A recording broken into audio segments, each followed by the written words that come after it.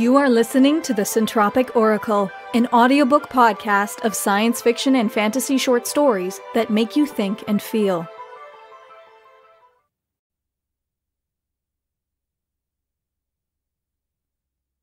Strike Day by Marie DesJardin. Nate woke earlier than usual. He lay still, his gaze tracing the rough-cut boards that formed the ceiling of his bedroom. Pat either noticed his shift to consciousness or was wakeful herself.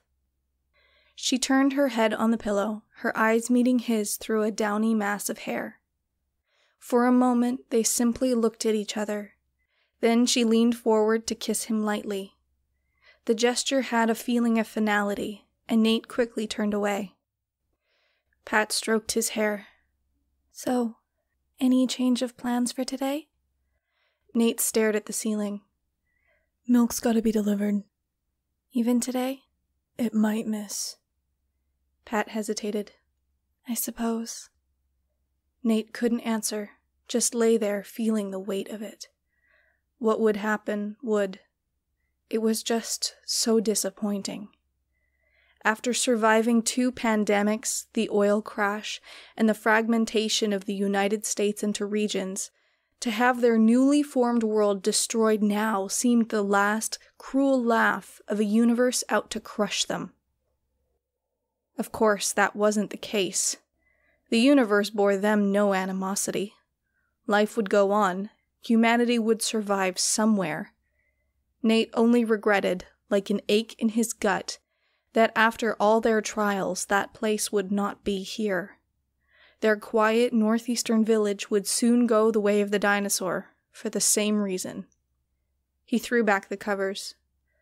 "See you on the village green." She squeezed his hand.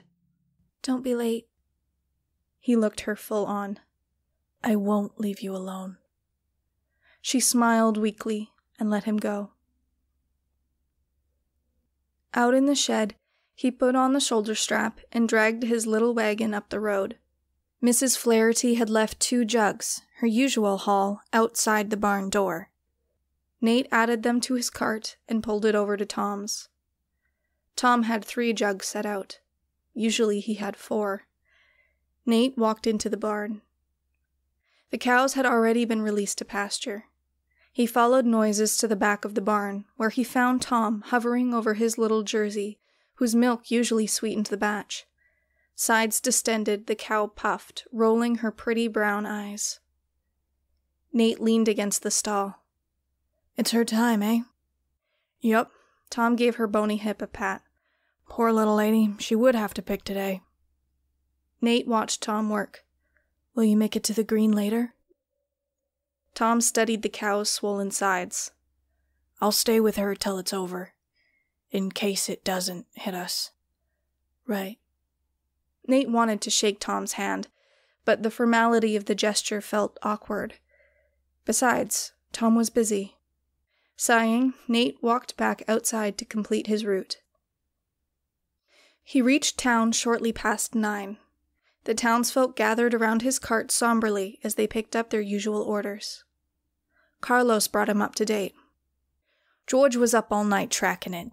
JPL's put together a radio network around the globe. They send out updates every half hour." The solemnity of the crowd made Nate's question superfluous, but he asked it anyway. "What do the updates say?" "The same. It might hit us and it might miss. If only we'd saved a few rockets. It wouldn't help. Even with the pre-collapse technology, we wouldn't have been able to push this beast out of the way. Not without a few more years' warning. And during the Troubles, who wanted to bother tracking asteroids?" Carlos looked at the pitcher in his hand. "I guess this will be the last milk delivery, eh?" "The moon's still a variable." Everyone looked at Lauren, the baker's daughter. Carlos shook his head. "They've determined it'll miss the moon." "But the moon's gravity might be enough to alter the asteroid's trajectory." "At that speed." "But it could." Lauren defied her skeptical audience. "It's possible." Everyone stood quietly, expressions unchanged. After 3 decades of mass death, it was hard to imagine that any calamity that could miss them actually might. But Nate said only, "Let's hope you're right." Lauren nodded, then balanced her full pitcher on her hip and walked away. This was butter churning day. Apparently she still intended to do it. Nate wouldn't have thought about her any further had he not happened to notice that she passed her father's door. Lauren continued to the end of the street, to the stone trough where people set out scraps for the village pigs. With Nate, and now everyone else, watching, Lauren gently tipped her pitcher into the trough. She poured steadily, carefully. First, Carrie's old, gaunt-sided tabby raced over with his ragged coat, then the black cat from the Smiths.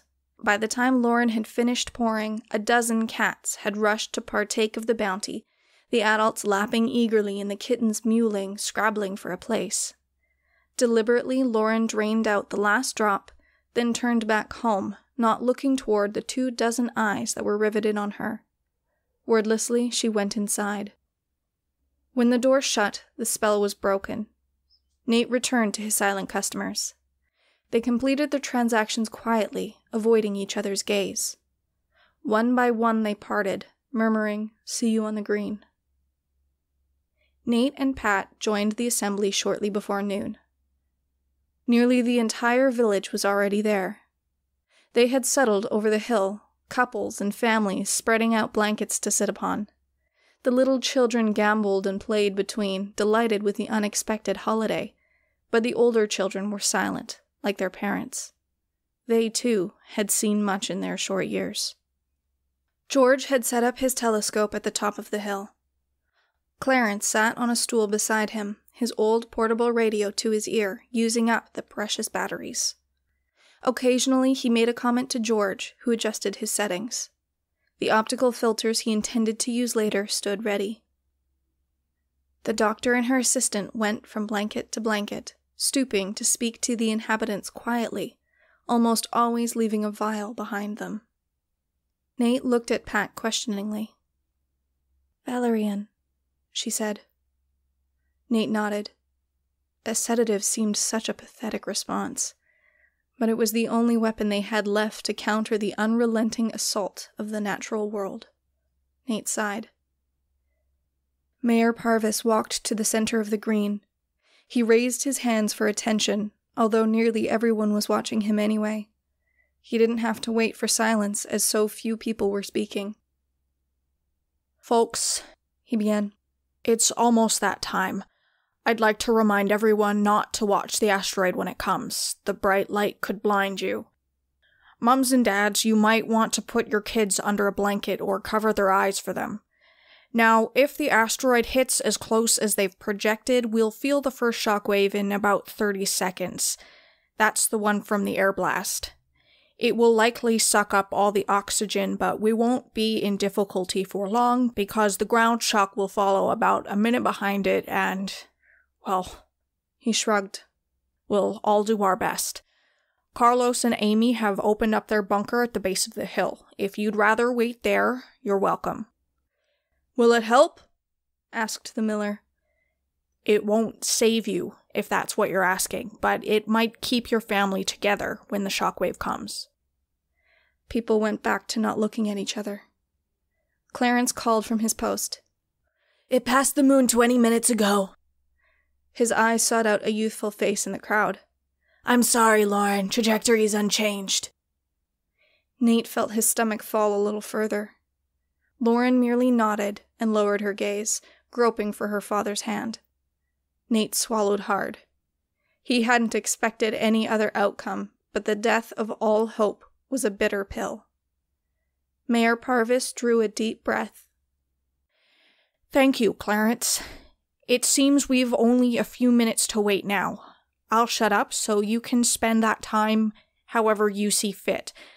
Before I go, I'll just leave you with the thought that while what we've built here won't last, the asteroid won't get everyone.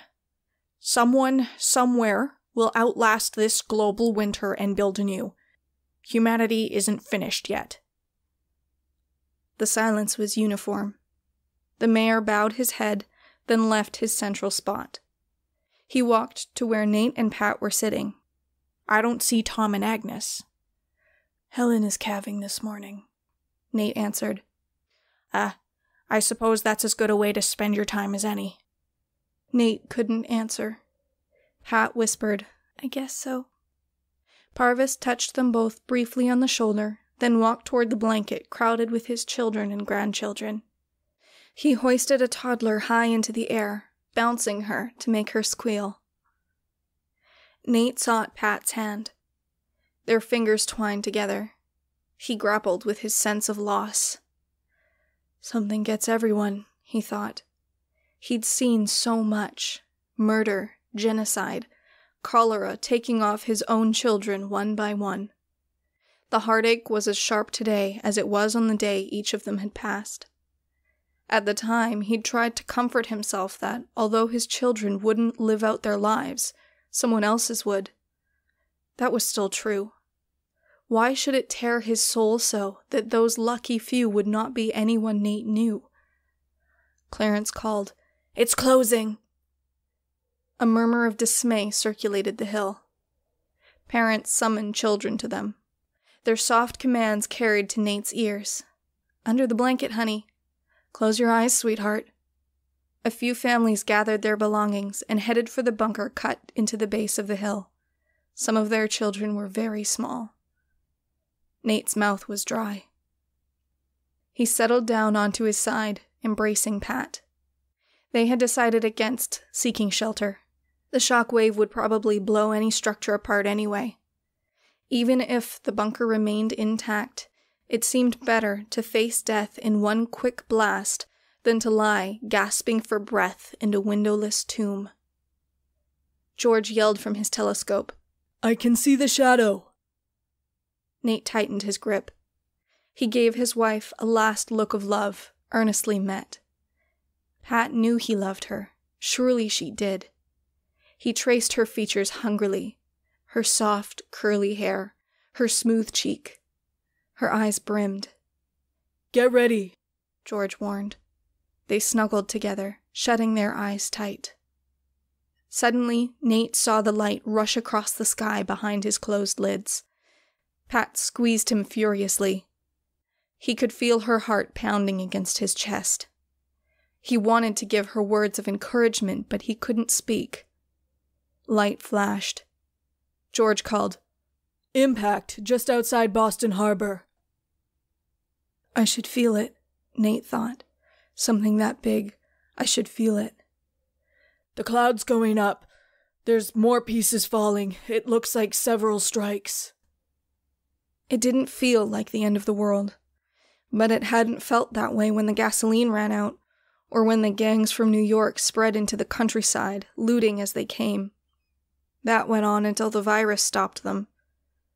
Surely it was better to meet death like this, surrounded by good and caring people. But it was still hard to accept. The shockwave's in the next valley, George reported. I can see it coming, like a blur in the air. Trees are snapping like matchsticks. Goodbye, everyone. I'll see you on the other side. Pat clung to him tighter than ever. Nate breathed in the delicious scent of her hair, trembling with her in unison. He whispered, We had a good life, in spite of it all. Didn't we, love? Pat's answer was a sob. The air groaned. Then the world blew apart.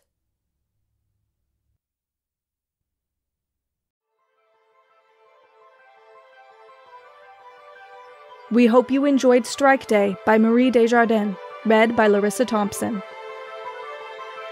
If you'd like to make a donation to the author and narrator of this story, check out the story page link in the description and click the PayPal donate button, or pledge your support to us directly on Patreon. Would you like to submit a story to the Centropic Oracle? A link to our submission guidelines can be found in the description.